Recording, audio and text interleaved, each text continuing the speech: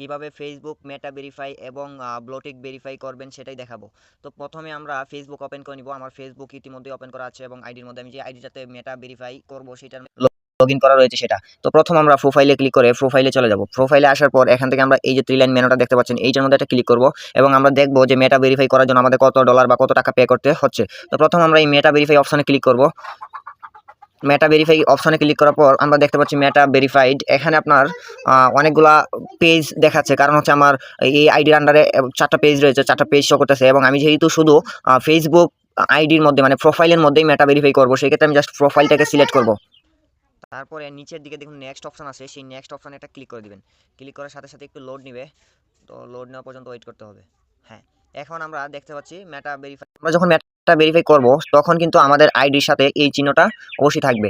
তো এখানে standard package যেটা রয়েছে এটাই আমরা নিব। এটা হচ্ছে আমার জন্য 38 টাকা এবং এটা সবার ক্ষেত্রে না, কিছু কিছু প্রোফাইলের ক্ষেত্রে অফার প্রাইস।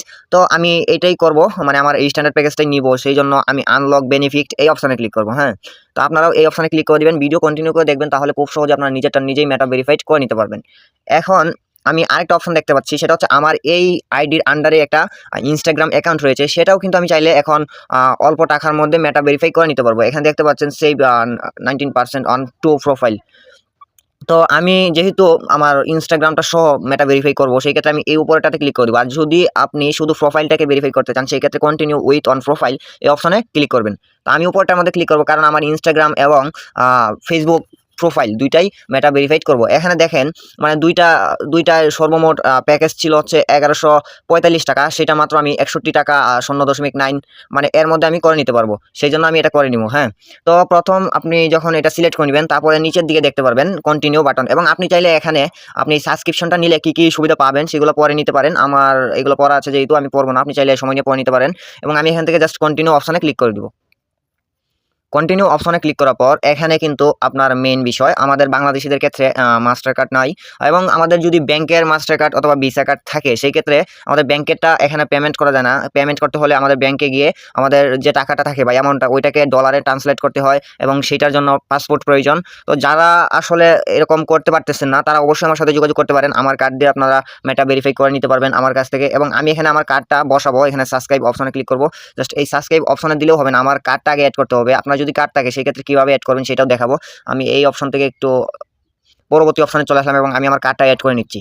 এখানে আমার দুইটা কার্ড অ্যাড করা আছে, বাট আমার এই কার্ডগুলা প্রয়োজন নাই, সেই ক্ষেত্রে আমি এখান থেকে এইগুলা রিমুভ করে দিব এবং আমার নিউ কার্ড অ্যাড করে দিব। জাস্ট এখানে রিমুভ অপশনে ক্লিক করে এগুলা রিমুভ করে দিব। রিমুভ করে দিচ্ছি, একটা রিমুভ হয়ে গেছে। এখন আমি এখানে নিউ কার্ড অ্যাড করবো। অ্যাড করার জন্য জাস্ট অ্যাড পেমেন্ট মেথড এই অপশনে ক্লিক করবেন এবং এখানে কার্ড ডিটেলস দিতে হবে। হ্যাঁ, মানে কার্ড নাম্বারটা বসাতে হবে এখানে। আমি জাস্ট কার্ড নাম্বারটা কপি করে নিয়ে আসতেছি। উপরে আমি আমার কার্ড নাম্বার এবং সিভিসি নাম্বারগুলো অ্যাড করে দিয়েছি, এবং সিকিউরিটি নিরাপত্তার শর্তে আমি এগুলো করে রাখছি, কারণ আপনাদেরকে দেখানো সম্ভব না। তো এই কার্ড নাম্বার বসানোর পরে আপনি জাস্ট এই সেভ অপশনে ক্লিক করে দিবেন।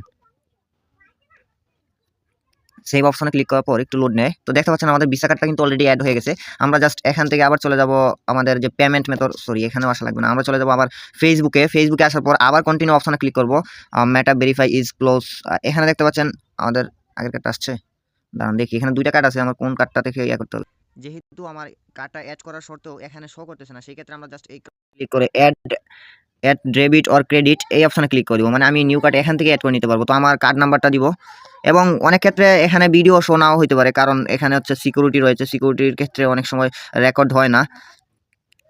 তো জাস্ট আমি adding card your Google account এটার মধ্যে ক্লিক করার সাথে সাথে এই কার্ড কিন্তু অ্যাড হয়ে গেছে। এখন কিন্তু আমার কার্ড অ্যাড হয়ে গেছে। অনেক সময় এই অবস্থায় থাকলে হয়তো ভিডিও রেকর্ড হচ্ছে না, ভিডিও রেকর্ড হইলেও ব্ল্যাক স্ক্রিন দেখাচ্ছে, কিন্তু মেটা ভেরিফাইয়ের এই জায়গায় পেমেন্ট অপশনে এটা আসবেই। আমাদের যেহেতু কার্ডটা অ্যাড হয়ে গেছে এবং এই কার্ড থেকে আমি পেমেন্ট করবো, সেই ক্ষেত্রে আমি জাস্ট এই যে সাবস্ক্রাইব অপশনে ক্লিক করে দিব। তারপর আমার ফিঙ্গারপ্রিন্ট অথবা পাসওয়ার্ডটা চাইবে, সেটা দিয়ে দিবেন। এখান থেকে প্রসেসিং হচ্ছে, সেটা একটু ওয়েট করতে হবে। আমাদের এই প্রসেসটা কমপ্লিট হওয়ার পর তো দেখতে পাচ্ছেন আমাদের সামনে আসছে পেমেন্ট সাকসেসফুল রিফান্ড প্রসেস। তো আমি এখান থেকে নো থ্যাঙ্কস করে দিলাম। অলওয়েজ মানে এখান থেকে অটোমেটিক টাকা কেটে নেবে, যেহেতু আমি সবসময় এটা করবো না, এই জন্য আমি নো থ্যাঙ্কস করে দিলাম। এবং অ্যাড টু ব্যাকআপ কার্ড আমি এটা নো থ্যাঙ্কস করে দিলাম। তারপরে মেটা ভেরিফাই ইজ কয়েক সেকেন্ড ওয়েট করতে বলতেছে আমাদের। তো কনফার্ম ইওর প্রোফাইল নেম এগুলো আবারও কনফার্ম করতে বলতেছে। আমি কনফার্ম, যেহেতু এইটাই আমার নেম, তো আমি এখান থেকে কনফার্ম ইওর প্রোফাইল এটাতে ক্লিক করে দিব। তারপরে এখান থেকে চাইলে আপনি কোনটা ইউজ করতে চাচ্ছেন, এখান থেকে চাইলে ফটো ইউজ করতে পারেন। আমি যেহেতু এটাই থাকবে, তো আমি এটাই দিয়ে দিব, কনফার্ম ইওর পিকচার। তো আমি এখান থেকে জাস্ট এই দুইটাকে সাবমিট করে দিব, এই সাবমিট অপশনে ক্লিক করে দিব। সাবমিট অপশনে ক্লিক করার পর এনআইডি কার্ড চাচ্ছে, সেক্ষেত্রে আমি এনআইডিটা দিয়ে দিব।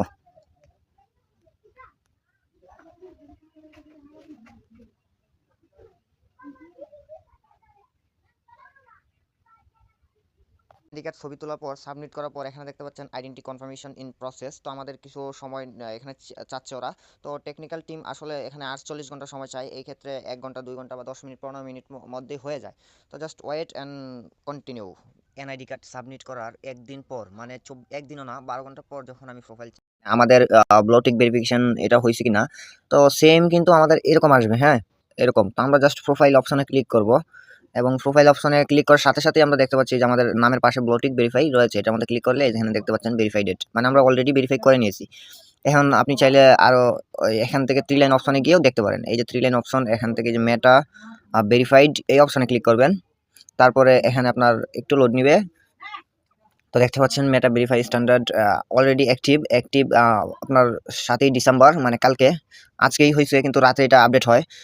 এবং কিভাবে আপনারা ব্লটিক ভেরিফাই করবেন A to Z দেখাইছি। আপনাদের যাদের কার্ড নাই তারা অবশ্যই আমার সাথে যোগাযোগ করতে পারেন। আপনি অল্প টাকায় ব্লটিক ভেরিফাই নিয়ে নিতে পারবেন।